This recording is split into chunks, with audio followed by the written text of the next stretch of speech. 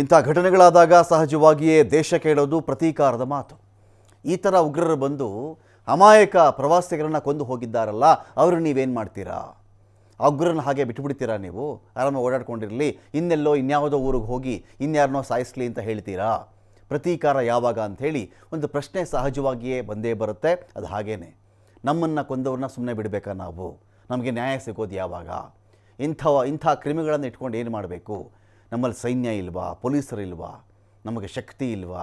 ಹಿಡ್ಕೊಂಡು ಬನ್ನಿ ಅವರನ್ನು, ಗಲ್ಲಿಗೇರಿಸಿ ಕಲ್ಲಲ್ಲಿ ಹೊಡೆದು ಸಾಯಿಸಿ, ಶೂಟ್ ಮಾಡಿ ಸಾಯಿಸಿ. ಸಹಜ. ಇದೀಗ ಅಧಿಕಾರಿಗಳೊಂದಿಗೆ ಪ್ರಧಾನಿ ಮೋದಿ ಹೈ ವೋಲ್ಟೇಜ್ ಸಭೆಯನ್ನು ಮಾಡ್ತಾ ಇದ್ದಾರೆ.